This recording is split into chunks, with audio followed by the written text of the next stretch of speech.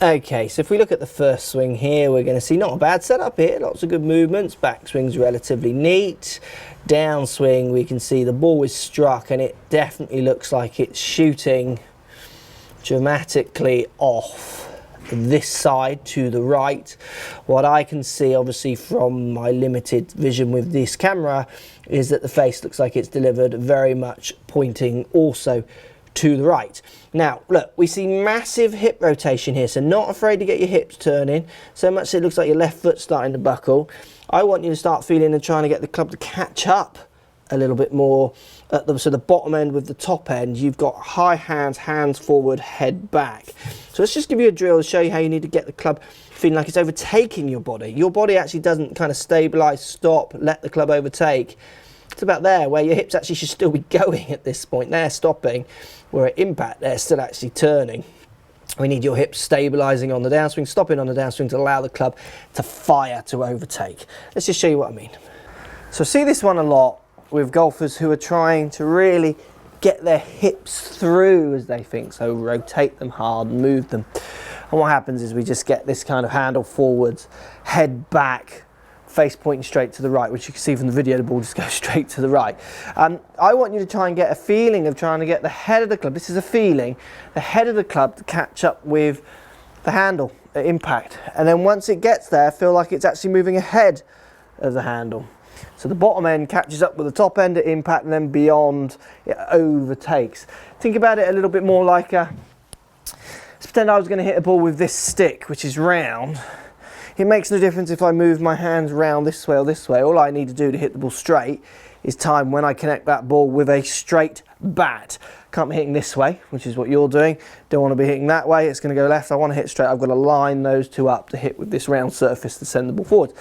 And the golf club isn't that dissimilar. There's shaft leans and a few more angles in there, but it's very similar ideas in your head to try and get you to feel like you're going to square that face up, get that face a little bit more towards your target, a little bit more in line with your path of your club, because your path of your club looks quite good as what I can see from a camera.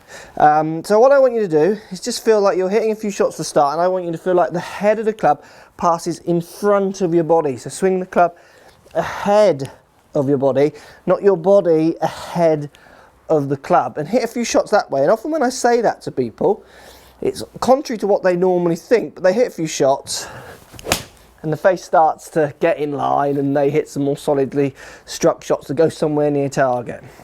Now if that doesn't do it for you, so it's not enough, another way of doing it is just swinging with your right arm and feel like the club just moves again, just let it go ahead of your body. So don't try and drag it through by opening your body up too much, just let it move ahead, just get the feeling of the club head catching up with your body and overtaking at the bottom. So you want to get out of the feelings of maybe any kind of rotation to get this face working. I want you to think about trying to get more kind of natural rotation rather than a forced twisting around the axis of the shaft kind of rotation. It's more that the club is moving from an open square to a closed position, so from pointing to the right, pointing somewhere near target, to pointing to the left, rather than any kind of twisting around this point of the shaft. So for you it's about trying to get the club head to catch up with the handle, a lot more impact. And to do that you don't want your hips just dragging so far ahead that it drags your handle forward. So the only way to get this face to square up now would be to rotate the face around the axis of the shaft. And at this point that club's in free fall, it's not going to happen, you're not going to rotate it quick enough. You're going to have to start changing your grip, you're going to have to start changing your swing path for you to find target with the way that face is working in relationship to that path. Hope this helps, let me know how you get on, and post comments down below. Okay, good swing here, young player, energetic, lots of energy in here. Sounds like a pretty good strike on that one, but you can never tell from these cameras. Look, the camera wobbles around here, so this isn't going to be the best line, but we get a little bit of hip kick here. So to your right, there it goes. Obviously the camera's moved a bit as well, but your hip is definitely kicking to the right. And then we start to see you actually leaning backwards with your spine. This is a very awkward position to hit the ball from. We need to think about getting you into a slightly stronger coiled up backswing position for you to hit some better shots. And certainly for you to be able to play as a young person growing into an older person, so you're not punishing your back every swing. Let's show you what I mean. So we've got the hip kicking to the right, quite a lot of hip tilt or side bend, and then with the spine looking like it's trying to go almost towards the target. I want you to try and get out of this kind of action of hitting, which you can only do when you're as young as you are, and get into the feeling of trying to turn more around this right hip, almost feeling like your upper body stays on top of the ball and this right hip turns around. If anything, you can feel that your upper body moves, say, an inch to the right as your right hip turns behind. You do not want your spine at the top of your backswing basically bending this way.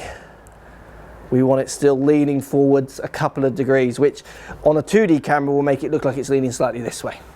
Okay, so I want you to feel a lot more that your right hip, so you turn around your right hip, keep your right hip where it is, feel like there's a brick wall here by your right hip, and just turn around it and let your upper body feel like it stays almost on top of the ball to get through it. Get rid of this kick to the right, then rotating, getting this kind of negative spine angle where you're this way with side bend and then rotation. I want you to have a little bit of bend retained at the top of your backswing, which means a little bit of forward bend, so say around 10 degrees forward bend with rotation and side bend. Get rid of this negative spine angle that you see. I mean, as soon as I try and push my upper body this way at the top of my backswing, watch what happens to my hip. Kicks back, so they're kind of tied into each other. So really for you, it's about focusing around, for me, around that right hip. Get rid of this movement. I want you to feel like you just turn that back and keep your upper body feel like it's turning on top of the ball. If anything, you can go an inch, 2 inches to the right, but it's not a lateral movement, it's more that you're just rotating, which to you will feel like you're going that way. All around that right hip, get rid of this kick, you'll hit much straighter shots. So Brendan asked quite simply, hey Mark, love your videos, what are your tips to young up-and-coming player, so he's aged 12 to 14, he's saying, what things should they be practicing? Keep making your videos. Thanks for the question, Brendan. What you should be practicing, you should be practicing everything. You should be monitoring as well as much as possible, and you should be practicing competing. So often for the better young players, it's not a case so much always as technique, because often the better young players can hit the ball very well. Go and have your lessons, see your county coaches, see your better coaches in your area to give you some ideas, to make sure your setup's solid, to make sure your swing moves around in certain ways which will allow you to be a better player when you're bigger and stronger, be a better player when you're older, when you're not as fit, those kind of things. You know, you might be doing a swing now which suits a 12 or 14-year-old, but you get to 25 and your body ain't going to last that long doing the movement you're doing. So keep going and having lessons is a great way. But you need to practice winning. You need to practice competing. You need to be pitching yourself, not just looking at your best players in your club. You want to be moving away from your club and looking into the county, looking into the national tournaments. I used to play club tournaments as an amateur and I enjoyed them, and I felt like I was one of the better players, if not the best player in the club, so I felt like I could do okay in them. But they didn't really mean much. Is when I got to the national events and the county events where I really wanted to prove to myself and other people that I could compete. And it was going out and playing every day was what worked for me. Not just going on a range and hitting loads of balls. Now you need to find a way that works best for you, because different people respond better to certain practice regimes. But for me, it worked better to get out there playing, competing with other young players and old players, better players, trying to take money off them, trying to make more birdies than them, trying to hit more fairways than them, those kind of things. And then the other things you can do when you are competing is keep monitoring, find your weaknesses. Go to your pro and talk about your weaknesses. I have an average of 32 putts per round. I have an average of 38 putts per round. I only hit 2 fairways per round. I need to hit more. I only hit 4 greens in regulation. I need to hit 14 or 16 greens in regulation. Know a bit more about your game statistically. Find your weaknesses and then find a good pro who can help you understand where those weaknesses are and work on getting them better. Hope that helps. Practice competing. Get out there and win. Get out there and practice beating people. It's as important as hitting all these many positions that people are often just trying to hit. There's no kind of, there's no fundamental in this game apart from when it comes to impact. There's a few fundamentals. So the moment of truth as you strike the ball.